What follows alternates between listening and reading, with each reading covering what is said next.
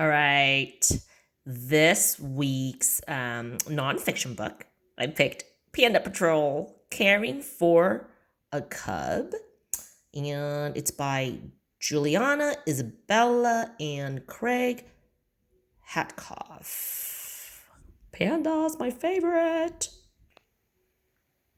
Giant pandas once roamed free across China, but in recent years, their habitat has become much smaller. The number of pandas has become smaller too. There has been lots of growth in China, which means more people and more buildings. There is less space for the giant pandas. In 1963, the Wolong National Nature Reserve opened high in the mountains of China. On a reserve, no one can cut down trees to build big highways. No one can hunt pandas. The Wolong Reserve is a safe place for pandas. But they were still in trouble. They were endangered, which means only a small number still lived in the wild. The scientists at Wolong wanted to do more.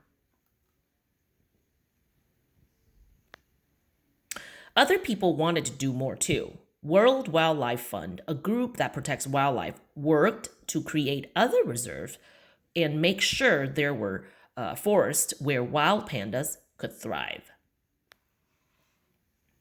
Then in 1980, the scientists at Wolong started the Wolong Giant Panda Breeding Center.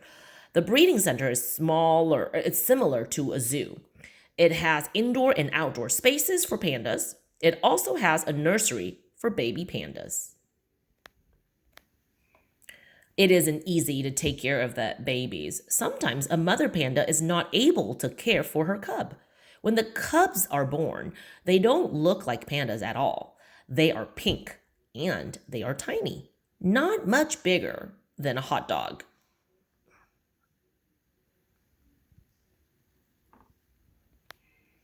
The scientists take good care of the cubs. They take exact notes on everything. The scientists wear special blue lab coats. Soon, there were many healthy young pandas at Wolong, but the scientists were still worried. The number of pandas living in the wild was still very low. The scientists agreed on a goal. They would release cubs born at Wolong into the wild. But would a panda born in captivity know how to live in its natural habitat? The scientists decide to start with just one cub named Tao Tao. Tao Tao and his mother, Cao Cao, lived in a special area on the reserve. Here, his mother could take care of him. Here, she could teach him how to live in the wild. The scientists wanted to check on Tao Tao as he was growing, but they didn't want the cubs to see people. Panda cubs do not see people in the wild. So the scientists took off their blue lab coats and put on giant panda suits. When Tao Tao needed to go to the center for a checkup, the scientist carried him in a tub. This way, the cub did not see people.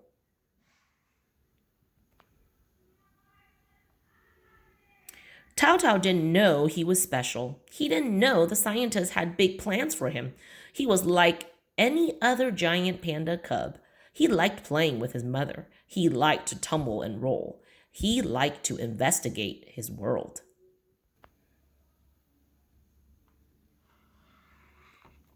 The scientists knew Tao Tao was special. They made sure he was growing well. They checked his teeth. They weighed him. They measured him. But sometimes it was hard to hold Tao Tao with panda mittens on. So the scientists used their bare hands. Tao Tao was adventurous like other pandas. He learned to climb trees when he was about 6 months old. His mother helped him. Climbing is a good skill. It can keep a panda safe. The cub really liked to climb. Once When it was time for his checkup, Tao Tao scampered up a tree. He made the scientists wait over 4 hours in their hot panda suits. The scientists watched Tao Tao closely to see if he could handle life in the wild. By the time he was 6 months old, he proved that he could climb trees, look for his own food, and be aware of dangers in the forest. Next, the scientists took Tao Tao to a training area higher in the mountains. The ground was rockier. It would be hard to find food. It was another test to see if he would be ready to live on his own. Luckily, he still had Tao Tao to help him.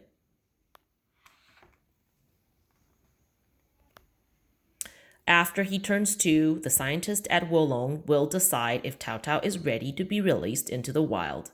Until then, they'll keep hoping and wearing their panda suits. While wild pandas live only in China, many captive pandas are on loan from China to zoos in Australia, Germany, France, Mexico, the United States, and other countries. There are an estimate 1,600 living in the wild and 300 in captivity. Today, wild pandas eat mostly bamboo. Pandas spend most of the day chomping on bamboo shoots and leaves, up to 16 hours. They eat from 26 to 84 pounds of bamboo every day. Pandas have 5 fingers or toes plus a 6th thumb.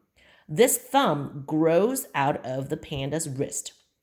The pandas use the thumb to grasp bamboo and rip the leaves off the shoots. While adult pandas have few natural enemies, people and their activities are still a great threat.